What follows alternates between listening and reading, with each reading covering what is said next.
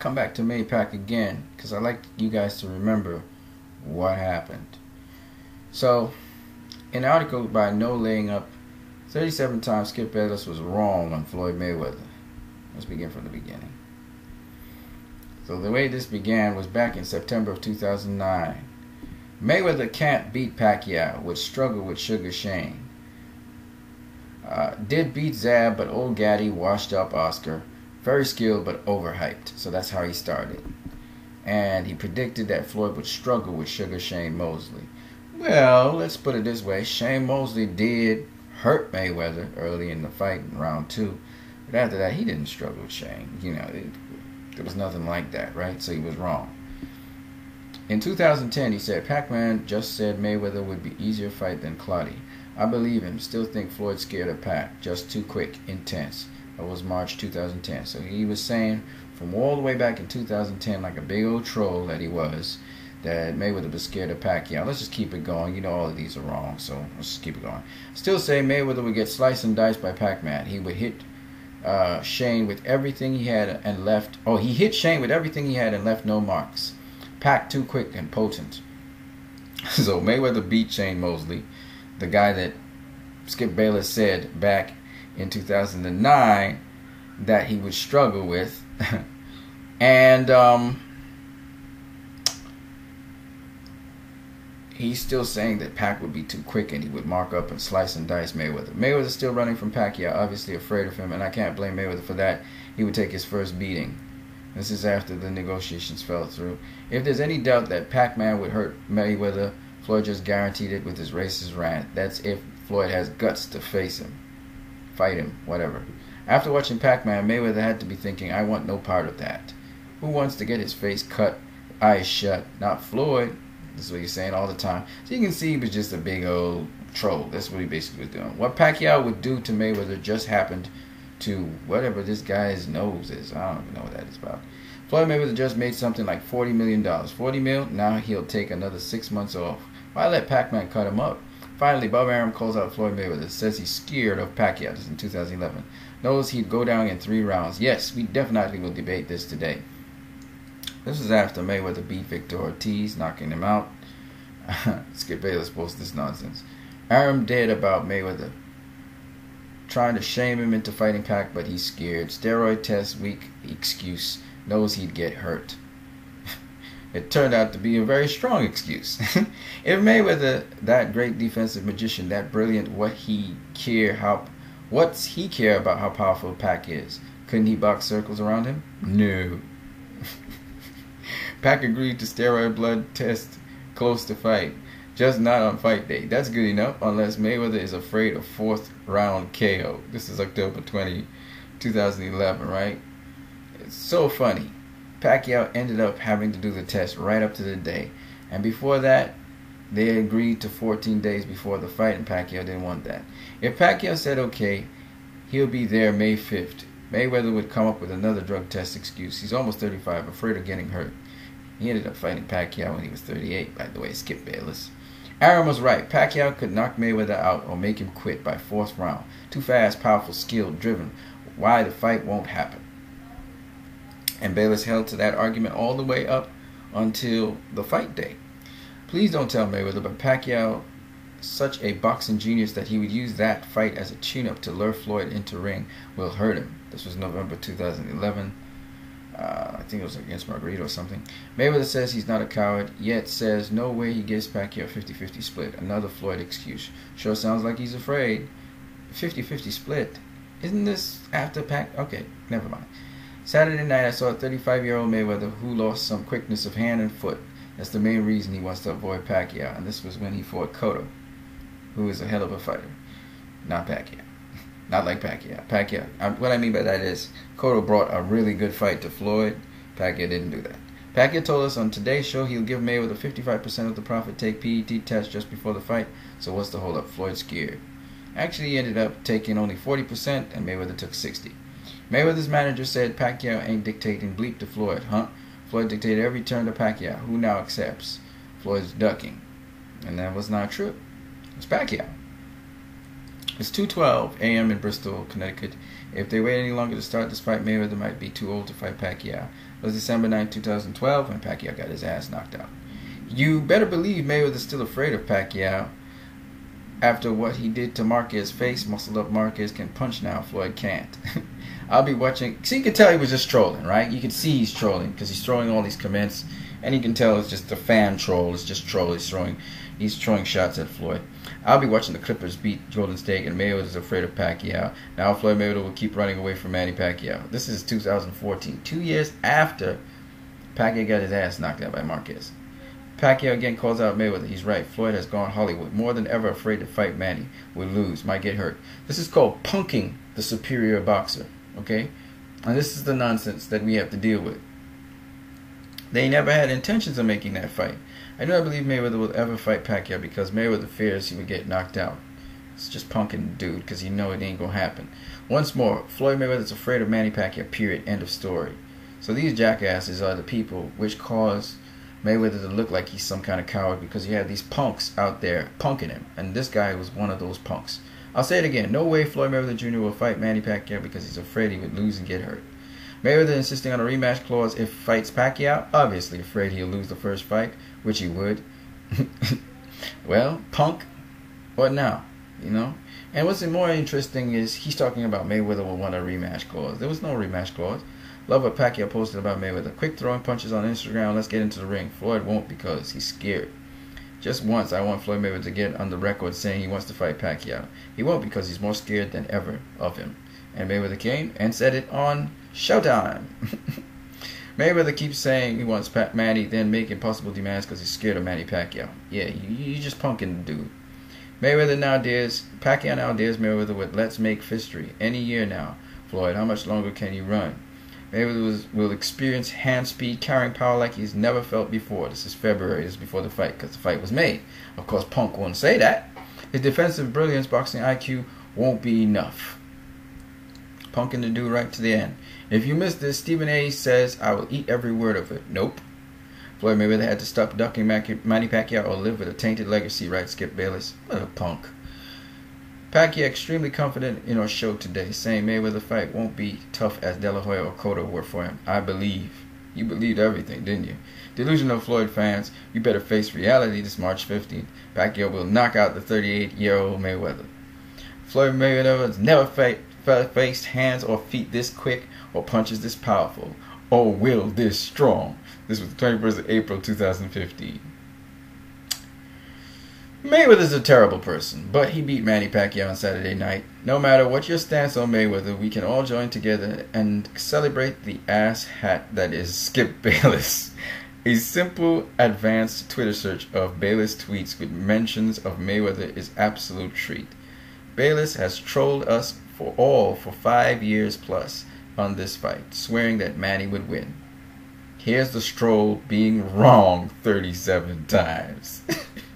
It's by a dude named Soli. And Soli, he's not a Mayweather fan, but he just found it hilarious that this dude was trolling. Skip Bayless was trolling. Now he's talking about Conor McGregor will beat Floyd. Come on, man. Stop punking the dude. You look like an idiot, man, Skip Bayless. You constantly look like an idiot. You're wrong all the time. And if I don't believe Skip Bayless believes a word he's saying. And if he does, he really is a good troll. Because this is what we call dumb reasoning. You gonna look at the best pound for pound boxer in the world and think a dude could beat him based on punching power? Nobody's ever cut Floyd Mayweather. Okay, yeah, some people have cut him. He's been cut before. Marcus Maidana cut him, right? Nobody's ever knocked him out, far less knocked him down. Okay, nobody's knocked him down. Zab Judah unofficially made his glove touch the canvas. He's never been knocked down. Okay, so what makes you think that a guy like Manny Pacquiao would have beaten him? You know what's interesting? I've been saying this, and a lot of people who know boxing have been saying this for the longest while. Even Dan Rayfield been saying it for the longest while. But dumbass Skip Bayless, he won't listen to the experts in boxing. Now he's an expert in boxing. He knows more, like Donald Trump. You know, he knows more. You know, Donald Trump knows more than the CIA and the FBI and all of these other intelligence agencies. Oh, he knows more than even the soldiers in the military. This asshole knows more than the people who actually are in boxing 24/7. You know what I mean? That's the kind of... Now, okay. You could go and assess a fight by watching it, and you don't have to agree with all the experts and people. This is true.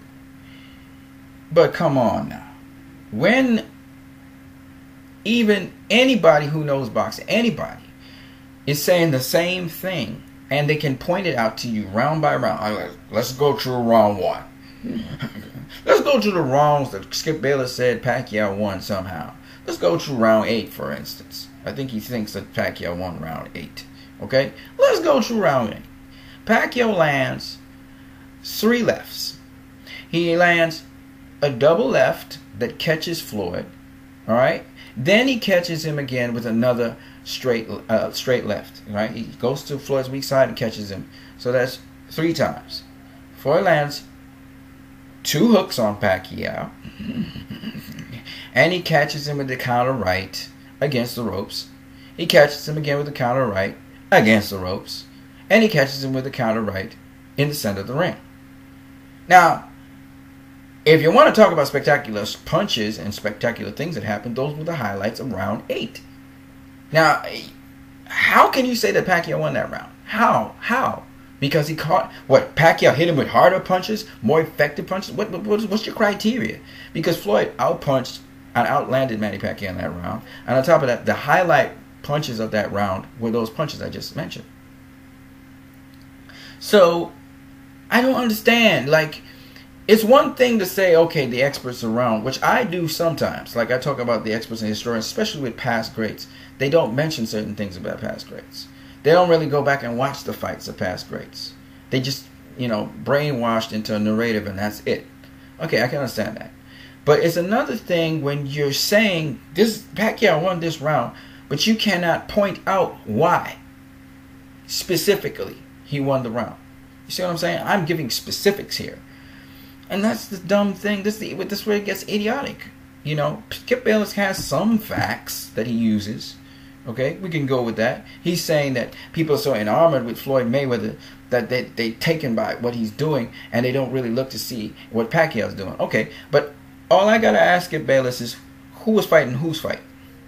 Was Pacquiao fighting Floyd's fight, or was Floyd fighting Pacquiao's fight?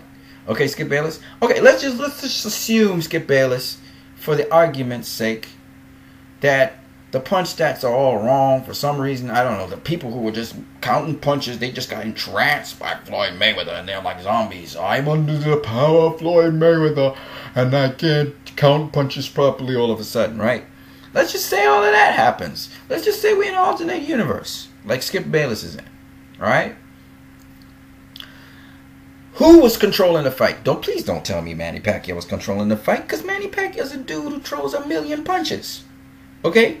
And Skip Bayless, if he's going to be honest with us, Manny Pacquiao didn't throw as many punches as he usually does every single fight. So just that alone should tell you something. That Mayweather was having some kind of impact on Manny Pacquiao. Whether you want to say he had an injured arm or not, the point is Manny Pacquiao's punch output was not like how he normally had it. And that tells you this fight is going the way of Mayweather. Okay? That alone tells you who's controlling the fight. And we know Mayweather was controlling the fight from, like Mayweather said, which is very true. You just go watch the telecast. From round 1. After he threw, in just a couple seconds in round 1, he threw a hook. And he threw that hook from an angle that you're not supposed to be able to hit Manny Pacquiao. Manny Pacquiao was moving out of the way. Manny Pacquiao was 90 degrees to Floyd. He was at a T angle. And Floyd brought a hook from there, he pivoted off the front, the back foot, he pushed off the back foot, pivoted off the front foot, and hit him with a hook. Yes, Pacquiao blocked the hook, but the point is, Floyd was able to hit him with a hook at an angle that nobody else in boxing could do that with. And Pacquiao thought he was out of the way. He had his guard up, but he thought he was out of the way, and he wasn't. And he realized, this dude is just as quick as I am, if not faster than me in certain respects. And that's why Pacquiao could not get his footwork to go weak side to Floyd. He wanted to get lead foot position. The second alarming thing that happened was when Pacquiao thought Floyd was throwing a jab at a certain angle where he had foot position, lead foot position on him, and he came in. He threw a double jab, and he was met with a straight, hard right, a quick, sharp, straight, hard right, and Floyd was nowhere to be found. Floyd had hit him, and he moved back, away from him, okay, at an angle. And that's when Pacquiao realized, this is a totally different fight to what I'm used to, okay? From there, from round one, that was it. And then Floyd caught him once more. He had him with a jab and all of that, but he really hit him with a hard right when Pacquiao was coming in off the jab and thought he was backing him into the ropes. Floyd hit him. He feinted the jab, and then he threw off a hard right on Pacquiao. And Pacquiao wanted to get him back, but Pacquiao in the back of his mind is saying, I ain't moving into that range just like that. I'm going to be met with something, and I could get laid out. It don't take much power to knock out a guy who's moving into you. Okay? So from there on in, Pacquiao was very careful, very cautious about coming into Floyd. Round two, Floyd check hooks him. Pacquiao's off balance. What Pacquiao really was trying to do, just for you guys, I wish I could show you. Maybe I'll show you in time. Pacquiao was trying to throw a jab, okay? He was jabbing in to get his range, and then he was going to come with a hook off the jab. That's what Pacquiao usually do. But Pacquiao needs speed, so he jumps off his feet, and he's reaching in. He threw a double jab, and then he came with a hook, and Floyd check hooked him. And let me tell you what's very important about how Floyd did that check hook, and why it's so important for people to understand what was going on there. Floyd check hooked Pacquiao by pushing off his back foot so he could pivot, timing Manny Pacquiao and catching him with that check hook as he's pivoting away from Pacquiao. Pacquiao was trying to go, basically he was trying to catch Floyd. He was trying to go weak side and then catch Floyd with the hook. Alright, but he was jabbing in to get some space. You can see Pacquiao do this hook against Timothy Bradley. He'd throw a jab. Timothy Bradley would throw his jab, and then Pacquiao would hook off the jab of Bradley. He would hook over the jab. That's what Pacquiao was trying to do to Floyd. Floyd was so far away when Pacquiao was doing that because Floyd took a step back, and then he pivoted off the back foot and caught him with a check hook as Pacquiao's reaching coming in. And Pacquiao went spiraling across to the turnbuckle area, but he caught himself and came back to the center of the ring.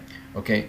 Now the thing about Floyd was he never caught Pacquiao with a check hook to the chin like Ricky Hatton.